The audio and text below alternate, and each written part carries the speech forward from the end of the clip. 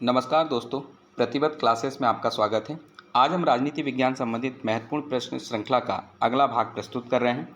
उम्मीद है आपको प्रश्नों की श्रृंखला पसंद आ रही होगी। यह मध्य प्रदेश के एमपी सेट एग्जाम और असिस्टेंट प्रोफेसर तथा मध्य प्रदेश की अन्य परीक्षा हेतु लाभकारी सिद्ध होगी।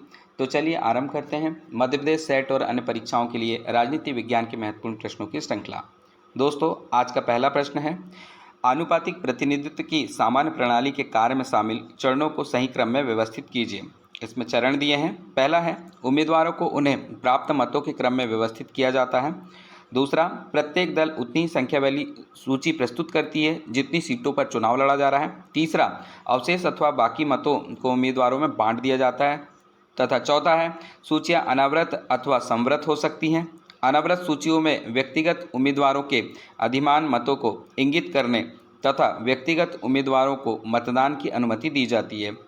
अब आपको कोड दिए हैं। ऑप्शन ए में है पहला, दूसरा, तीसरा और चौथा। फिर बी में है तीसरा, दूसरा, चौथा और पहला। सी में है दूसरा, चौथा, पहला और तीसरा। तथा डी है चौथा, दूसरा, तीसरा और पहला। आपको ये सारे के सारे जो कथन दिए हैं इसे व्यवस्थित चरणों में जमाना है।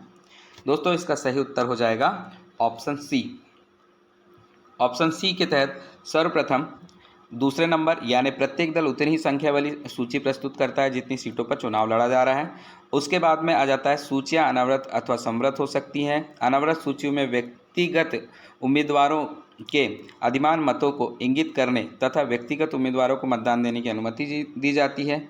उसके बाद में उम्मीदवारों को उन्हें प्राप्त मतों के क्रम में व्यवस्थित किया जाता है और सबसे अंत में अवशेष अथवा बाकी मतों को उम्मीदवारों में बांट दिया जाता है। तो यह होता है अनुपातिक प्रतिनिधित्व की सामान्य प्रणाली। अगला क्वेश्चन है, निम्नलिखित में से किस देश ने बहुत पहले 1766 में ही समाचार पत्रों की स्वतंत्रता अधिनियम कानून को सबसे पहले अधिनियमित किया था?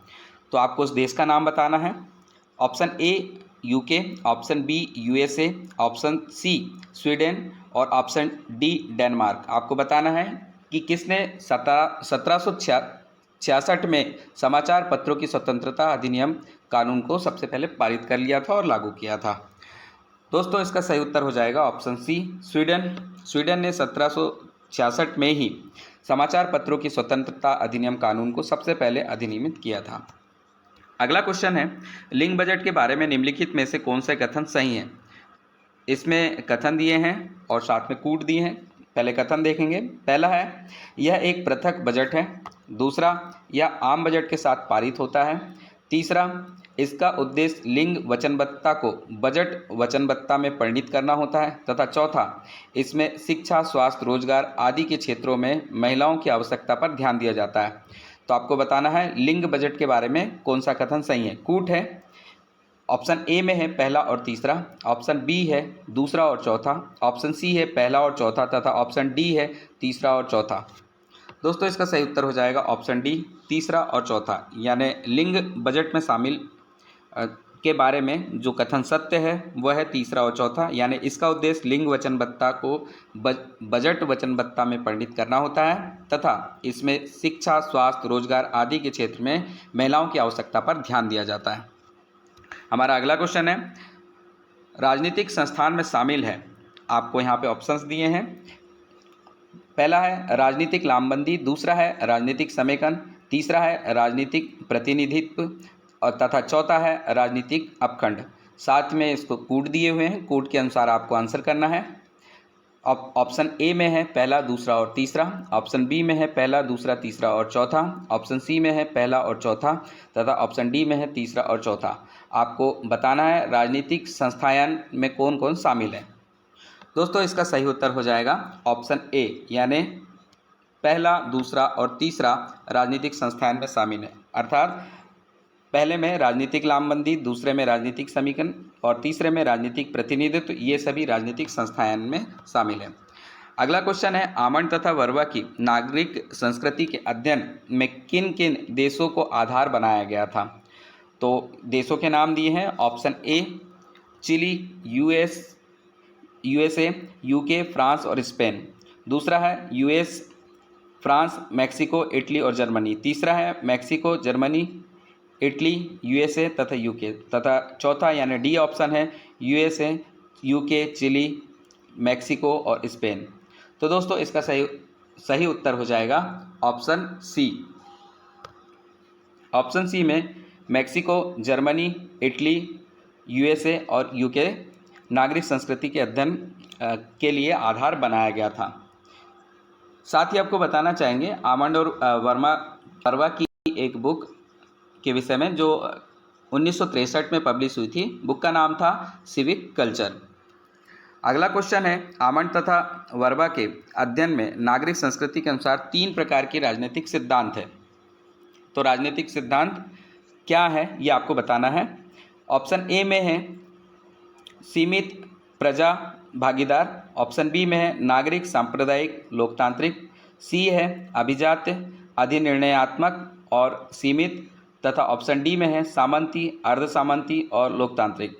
तो दोस्तों इसका सही उत्तर हो जाएगा आमंड तथा वर्मा के अध्ययन नागरिक संस्कृति के अनुसार 3 प्रकार के राजनीतिक सिद्धांत में ऑप्शन ए सही होगा, जिसमें सीमित, प्रजा और भागीदारी शामिल है। अगला क्वेश्चन है जो कि कूट के साथ में दिया हुआ है। क्वेश्चन है, आधुनिकीकरण के सिद्धांत की आलोचना द्वारा की गई, आपको बताना है सिद्धांत का नाम, किस सिद्धांत के द्वारा इसकी आलोचना की गई आधुनिकीकरण की। पहला है निर्भरता का सिद्धांत, दूसरा है उदारवादी सिद्धांत, तीसरा है अविकासवादी सिद्धांत तथा चौथा है विश्व व्यवस्था सिद्धांत। ऑप्शन है ऑप्शन ए में पहला, दूसरा, तीसरा, चौथा, ऑप्शन बी में है पहला, दूसरा और तीसरा, ऑप्शन सी है पहला, तीसरा, चौथा तथा ऑप्शन डी में दूसरा और चौथा। आपको बताना है आधुनिकीकरण के सिद्धांत की आलोचना, ये जो सिद्धांत दिए हैं इनमें से किसके द्वारा की गई। दोस्तों इसका सही उत्तर हो जाएगा ऑप्शन सी, यानी पहला, तीसरा और चौथा, यानी निर्भरता का सिद्धांत, अविकासवाद का सिद्धांत और विश्व व्यवस्था का सिद्धांत ने आधुनिकीकरण के सिद्धांत की आलोचना की थी। अगला क्वेश्चन है, निम्नलिखित में से कौन से कथन सही हैं। नीचे जो कूट में दिए हुए हैं और कूट को चयन करके सही उत्तर चुनना है। पहला है, कानून का अनुपालन सुनिश्चित करने हेतु भारत संघ को किसी राज्य को निर्देश जारी करने की शक्ति है। दूसरा है, विफलता की स्थिति में राष्ट्रपति उस राज्य सरकार के सारे कार्यों को अपने हाथ में ले सकते हैं। तीसरा है, किसी राज्य के राज्यपाल की नियुक्ति राष्ट्रपति द्वारा की जाती है तथा उसकी पदावधि राष्ट्रपति के प्रसाद पर्यंत होती है। तथा चौथा है, राज्यपाल राज्य के प्रति उत्तरदायी है। आपको कूट में दिए हैं ऑप्शन ए पहला, तीसरा और चौथा, ऑप्शन बी में है दूसरा, तीसरा और चौथा, ऑप्शन सी में है पहला, दूसरा और तीसरा तथा ऑप्शन डी में है पहला, दूसरा, तीसरा और चौथा। आपको इसमें से सही कथन ढूंढना है। दोस्तों इसका सही उत्तर हो जाएगा ऑप्शन डी, यानी पहला, दूसरा, तीसरा और चौथा, अर्थात सारे ऑप्शन जो दिए हुए हैं, सारे कथन दिए हैं वो सभी सत्य हैं। अगला क्वेश्चन है, निम्नलिखित में से किसे भारतीय संघ में तनाव वाले क्षेत्र के रूप में पहचान नहीं की गई है। तो इसमें दिया हुआ है पहला, अंतर्राज्य परिषद, दूसरा अनुच्छेद 356, तीसरा है राज्यपाल की भूमिका तथा चौथा है केंद्र राज्य वित्तीय संबंध। आपको इनमें से ऑप्शन चुनना है कि कौन भारतीय संघ के तनाव वाले क्षेत्र में नहीं है शामिल। ऑप्शन ए में पहला तथा चौथा, ऑप्शन बी में केवल चौथा, ऑप्शन सी में पहला तथा ऑप्शन डी में तीसरा और चौथा। दोस्तों इसका सही उत्तर हो जाएगा ऑप्शन सी, केवल एक, यानी अंतर्राज्य परिषद इकलौता ऐसा है इन ऑप्शंस में से जो भारतीय संघ में तनाव वाले क्षेत्र के रूप में नहीं आता है। इसके अतिरिक्त तनाव वाले क्षेत्र में अनुच्छेद 356, राज्यपाल की भूमिका जो कि अनुच्छेद 153 के तहत आती है, तथा केंद्र राज्य वित्तीय संबंध, ठीक है, ये सभी तनाव वाले क्षेत्र के रूप में जाने जाते हैं। अगला क्वेश्चन है, 74वां संविधान संशोधन 1992 किन राज्यों के अनुसूचित क्षेत्र में लागू नहीं होता है।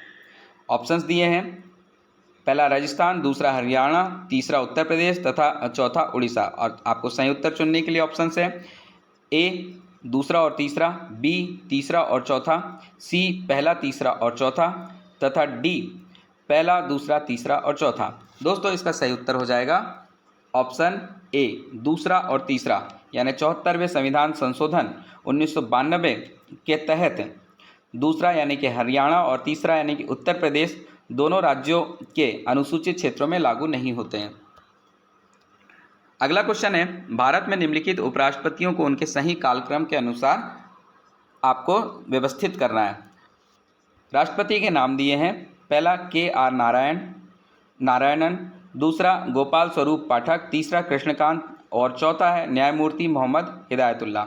ऑप्शन दिए हुए हैं, ऑप्शन ए चौथा दूसरा पहला और तीसरा, बी दूसरा चौथा तीसरा और पहला, सी चौथा दूसरा तीसरा और पहला, डी दूसरा चौथा पहला और तीसरा। आपको उपराष्ट्रपतियों को कालक्रम अनुसार व्यवस्थित करना है। दोस्तों इसका सही उत्तर हो जाएगा ऑप्शन डी। ऑप्शन डी के तहत सबसे पहले गोपाल स्वरूप पाठक आएंगे जो 1969 से 74 के दौरान रहे हैं। उसके उपरांत न्यायमूर्ति मोहम्मद हिदायतुल्ला आएंगे जो 1989 तक रहे हैं। उसके बाद में KR नारायणन आएंगे जो 1992 से 97 तक रहे हैं। उसके बाद में कृष्णकांत आएंगे जो 1997 से 2002 तक उपराष्ट्रपति के पद पर रहे हैं। अगला क्वेश्चन है, भारत में भारतीय संविधान के अनुच्छेद 263 के अंतर्गत अंतरराज्य परिषद का गठन कब किया गया। आपको बताना है अंतरराज्य परिषद का गठन कब हुआ था। Option A 1961, option B 1989, option B 1998 तथा ऑप्शन सी 1990। दोस्तों इसका सही उत्तर हो जाएगा ऑप्शन सी। ऑप्शन सी इसमें डी के स्थान पे लिखा है, ऑप्शन सी में आएगा 1990, यानी अनुच्छेद 263 के अंतर्गत राज्य परिषद का गठन 1990 में किया गया था। अगला क्वेश्चन है, कब से भारत में इस बात पर सर्वसम्मति बनी थी कि उपाध्यक्ष का पद प्रतिपक्ष दल को दिया जाना चाहिए। इसमें ऑप्शन दिए हैं, ऑप्शन ए 1984, ऑप्शन बी में है 1989, ऑप्शन सी में है 1996 तथा ऑप्शन डी में है 2001। दोस्तों इसका उत्तर पुनः आएगा ऑप्शन सी, यानी 1996। 1996 में भारत में इस बात पर सर्वसम्मति बनी थी कि उपाध्यक्ष का पद प्रतिपक्ष दल को दिया जाना चाहिए। अगला क्वेश्चन है, निम्नलिखित में से कौन एक अधिनियम भारतीय संविधान की धारा 34 के अंतर्गत बनाया गया है। तो कुछ इसमें अधिनियम दिए हैं, आपको बताना है कौन भारतीय संविधान की धारा 34 के अंतर्गत बनाया गया है। Option A the army act, option B the armed force special power act, option C the border security forces act और option D the navy act. दोस्तों इसका सही उत्तर हो जाएगा ऑप्शन बी। ऑप्शन बी के तहत the armed force special power act ये भारतीय संविधान की धारा 34 के अंतर्गत बनाया गया अधिनियम है। अगला क्वेश्चन है, निम्नलिखित में से कौन से 73वें संविधान संशोधन अधिनियम 1992 के अनिवार्य प्रावधान है। तो आपको 73वें संविधान संशोधन अधिनियम 1992 के अनिवार्य प्रावधान का चयन करना है। पहला दिया है मध्यवर्ती स्तर पर पंचायतों के अध्यक्ष पद का अप्रत्यक्ष चुनाव, दूसरा महिलाओं के लिए 1/3 स्थानों का आरक्षण, तीसरा पिछड़े वर्ग के लिए सीटों का आरक्षण तथा चौथा राज्य वित्त आयोग का गठन। आपको ऑप्शंस दिए हैं, ऑप्शन ए में पहला और तीसरा, ऑप्शन बी में पहला दूसरा और तीसरा तथा ऑप्शन सी में पहला दूसरा और चौथा और ऑप्शन डी में है पहला दूसरा तीसरा और चौथा। दोस्तों इसका सही उत्तर हो जाएगा ऑप्शन सी, यानी पहला दूसरा और चौथा, यानी 73वें संविधान संशोधन अधिनियम 1992 के अनिवार्य प्रावधान के अंतर्गत शामिल हो जाएगा मध्यवर्ती स्तर पर पंचायतों के अध्यक्ष के पद का अप्रत्यक्ष चुनाव, दूसरा आ जाएगा महिलाओं के लिए 1/3 स्थानों का आरक्षण तथा चौथा आ जाएगा राज्य वित्त आयोग का गठन। अगला क्वेश्चन है, निम्नलिखित में से कौन सा कथन सही नहीं है। तो आपको गलत कथन को यहाँ पे ढूंढना है। कथन दिए हुए हैं, भारत ने भ्रष्टाचार के खिलाफ संयुक्त राष्ट्र संघ के सम्मेलन में हस्ताक्षर किए हैं। ऑप्शन बी में है पारदर्शिता अंतर्राष्ट्रीय सूचकांक के अनुसार 178 देशों में भारत का स्थान 95 है। तीसरा यानी ऑप्शन सी में है लोकपाल तथा लोकायुक्त विधेयक को संसद में पहली बार 1986 में प्रस्तुत किया गया था तथा चौथा है केंद्रीय सतर्कता आयोग की स्थापना संतानम समिति की सिफारिश पर की गई थी। तो आपको गलत कथन इसमें ढूंढना है। तो गलत कथन हो जाएगा इसमें ऑप्शन सी, लोकपाल तथा लोकायुक्त विधेयक को संसद में पहली बार 1986 में प्रस्तुत किया गया था। अगला क्वेश्चन है, निम्नलिखित में से कौन भारत में क्षेत्रीय आंदोलन को नृजातीय अथवा स्वसंस्कृति आंदोलन के पदों में वर्गीकृत करता है? तो ऑप्शंस दिए हैं। Option A Sajal Basu, option B Myron Weiner, option D Rob Jenkins तथा ऑप्शन सी जेम्स मेनर। दोस्तों यहाँ पे ऑप्शन से आगे पीछे हो गए हैं, तो इसका सही उत्तर हो जाएगा ऑप्शन सी जेम्स मेनर। क्षमा चाहेंगे दोस्तों, इसका आंसर हो जाएगा ऑप्शन बी मायरन वेनर। इसका सही उत्तर होगा मायरन वेनर। यानी भारत में क्षेत्रीय आंदोलन को नृजातीय अथवा स्वसंस्कृति आंदोलन के पदों में मायरन वेनर ने वर्गीकृत किया है। अगला क्वेश्चन है, निम्नलिखित में से कौन लोक प्रशासन तथा निजी प्रशासन में भेद नहीं करता है? ऑप्शंस दिए हैं आपको कूट के साथ में। पहला है हेनरी फेयोल, दूसरा है एमपी फॉलेट, तीसरा है लूथर गुलिक, चौथा है एल उर्विक तथा साथ में कूट दिए हैं। ऑप्शन ए में पहला और तीसरा, ऑप्शन बी में दूसरा, तीसरा और चौथा, ऑप्शन सी में पहला, दूसरा और तीसरा तथा ऑप्शन डी में आएगा पहला, दूसरा, तीसरा और चौथा। तो आपको बताना है इनमें से कौन लोक प्रशासन तथा निजी प्रशासन में भेद नहीं करता है।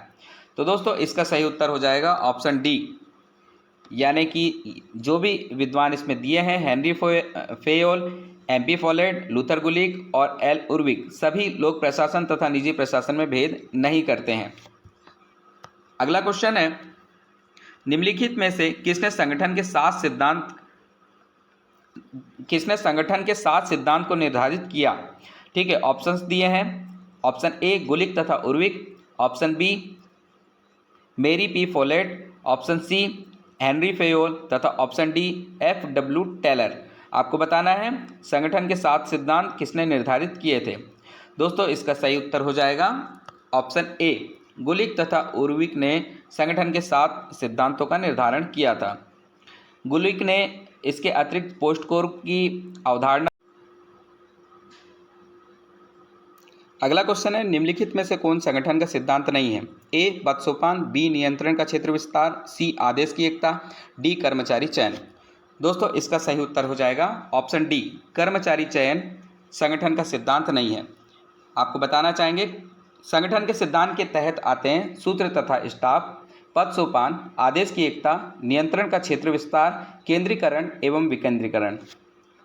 अगला क्वेश्चन है, नवीन लोक प्रशासन संबंधी साहित्य पर बल देता है? पहला संबद्धता, दूसरा मूल्य, तीसरा निष्पक्षता, चौथा परिवर्तन। आपको कूट दिए हैं। ऑप्शन ए में पहला और दूसरा, बी में दूसरा, तीसरा, चौथा, ऑप्शन सी में पहला, दूसरा और चौथा, ऑप्शन डी में पहला, दूसरा, तीसरा और चौथा। आपको बताना है नवीन लोक प्रशासन संबंधी साहित्य पर कौन बल देता है। दोस्तों इसका सही उत्तर हो जाएगा ऑप्शन डी, यानी पहला, दूसरा, तीसरा और चौथा सभी बल देते हैं। ठीक है, अगला क्वेश्चन है,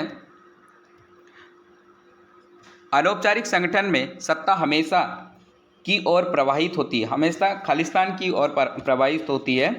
तो ऑप्शन ए में ऊर्ध्वमुखी दिशा, ऑप्शन बी है अधोमुखी दिशा, ऑप्शन सी है ऊर्ध्वमुखी तथा तिरछी दिशा तथा ऑप्शन डी है तिरछी तथा अधोमुखी दिशा। तो आपको बताना है अनौपचारिक संगठन में सत्ता हमेशा किस दिशा की ओर प्रवाहित होती है। दोस्तों इसका सही उत्तर हो जाएगा ऑप्शन डी, तिरछी तथा अधोमुखी दिशा। अगला क्वेश्चन है, संरक्षक नौकरशाही का पारंपरिक देश है? ऑप्शन दिए हैं। Option A UK, option B USA, option C चीन और ऑप्शन डी फ्रांस। दोस्तों इसका सही उत्तर हो जाएगा ऑप्शन बी यूएसए, यानी संरक्षण नौकरशाही का पारंपरिक देश यूएसए यानी अमेरिका है। अगला क्वेश्चन है, निम्नलिखित में से किसने प्रातिनिधिक नौकरशाही शब्द को गढ़ा है? विद्वानों के नाम है। Option A Donald Kingsley, B Peter Blau, C Max Weber और डी मार्टिन अलो।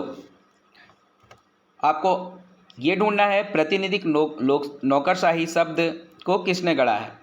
दोस्तों इसका उत्तर हो जाएगा ऑप्शन ए, डोनाल्ड किंग्सले ने प्रातिनिधिक नौकरशाही शब्द को गढ़ा है।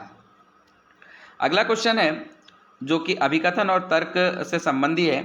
अभिकथन दिया है ए, विकास प्रशासन की अवधारणा का उद्भव हाल ही में हुआ है तथा तर्क दिया है आर, द्वितीय विश्व युद्ध के पश्चात अनेक देश आज़ाद हो गए। आपको कूट दिए हुए हैं। ऑप्शन ए में ए और आर दोनों सत्य हैं, आर ए का सही स्पष्टीकरण है। ऑप्शन बी में ए और आर दोनों सत्य हैं तथा आर ए का सही स्पष्टीकरण नहीं है। ऑप्शन सी ए सत्य है लेकिन आर असत्य है तथा ऑप्शन डी ए असत्य है लेकिन आर सत्य है। दोस्तों इसका सही उत्तर हो जाएगा ऑप्शन ए, यानी अभिकथन और तर्क दोनों सही हैं। अभिकथन में है विकास प्रशासन की अवधारणा का उद्भव हाल में ही हुआ है तथा तर्क है द्वितीय विश्व युद्ध के पश्चात अनेक देश आज़ाद हो गए, और तर्क अभिकथन का सही स्पष्टीकरण है। अगला क्वेश्चन है, निकोलस आनफ ने अपनी पुस्तक वर्ल्ड ऑफ आवर मेकिंग में अंतर्राष्ट्रीय संबंध के बारे में निम्नलिखित में से कौन सा शब्द गढ़ा? ऑप्शन दिया है, ऑप्शन ए यथार्थवाद, ऑप्शन बी नव यथार्थवाद, ऑप्शन सी नव उदारवाद तथा ऑप्शन डी रचनावाद। दोस्तों इसका सही उत्तर हो जाएगा ऑप्शन डी रचनावाद, यानी निकोलस आनफ ने अपनी पुस्तक वर्ल्ड ऑफ आवर मेकिंग में अंतर्राष्ट्रीय संबंध के बारे में रचनावाद शब्द की रचना की थी, यानी रचनावाद शब्द को गढ़ा था। अगला क्वेश्चन है, निम्नलिखित में से कौन लोकतांत्रिक शांति सिद्धांत से संबंधित है? आपको बताना है लोकतांत्रिक शांति सिद्धांत से कौन संबंधित है।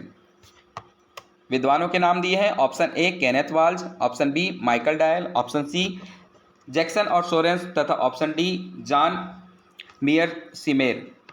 दोस्तों इसका सही उत्तर हो जाएगा ऑप्शन बी माइकल डायल, यानी लोकतांत्रिक शांति सिद्धांत से संबंधित माइकल डायल है।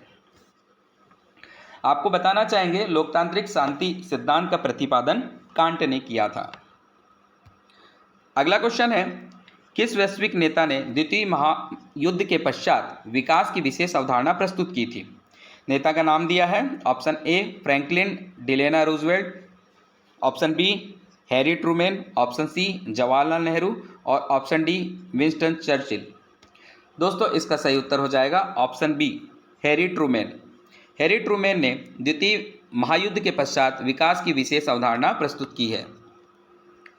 अगला क्वेश्चन है, निम्नलिखित में से कौन सा विश्व व्यापार संगठन के संबंध में सही नहीं है? आपको गलत कथन यहाँ पे ढूंढना है। ए, यह विश्व व्यापार संगठन यानी WTO के व्यापार समझौतों का संचालन करता है। बी, यह व्यापार वार्ताओं के लिए एक मंच का कार्य करता है। सी, यह राष्ट्रीय व्यापार नीतियों की निगरानी करता है। डी, यह विकासशील तथा विकसित देशों के लिए तकनीकी सहायता एवं प्रशिक्षण की पूर्ति करता है। आपको बताना है विश्व व्यापार संगठन से कौन सा संबंधित नहीं है। दोस्तों इसका सही उत्तर हो जाएगा ऑप्शन डी, यानी यह विकासशील तथा विकसित देशों के लिए तकनीकी सहायता एवं प्रशिक्षण की पूर्ति करता है। यह कथन गलत है। अगला क्वेश्चन है, निम्नलिखित में से कौन सा देश अव्यक्त परमाणु क्षमता का उदाहरण है? देशों के नाम लिखे हैं, option A Bharat, option B Japan, option C चीन तथा ऑप्शन डी उत्तर कोरिया। दोस्तों इसका सही उत्तर हो जाएगा ऑप्शन डी। ऑप्शन डी में क्षमा चाहेंगे ऑप्शन बी। ऑप्शन बी में है जापान। जापान अव्यक्त परमाणु क्षमता का उदाहरण है। आपको बताना चाहेंगे जापान को अव्यक्त परमाणु क्षमता इसलिए कहा जाता है क्योंकि जापान के पास हथियार बनाने की क्षमता है, विशेषज्ञता भी है, साथ में उसके पास में तकनीकी क्षमता भी मौजूद है, परंतु और साथ ही वह किसी प्रकार की कोई अप्रसार संधि से संबंधित नहीं है, परंतु फिर भी वह परमाणु हथियार नहीं बनाता है। इसे ही न्यूक्लियर लेटेंसी या अव्यक्त परमाणु क्षमता कहा जाता है। तो दोस्तों यह हमारी आज की प्रश्न श्रृंखला का अंतिम प्रश्न था। कल फिर से ऐसे ही प्रश्नों के साथ पुनः मिलेंगे। धन्यवाद। जय हिंद।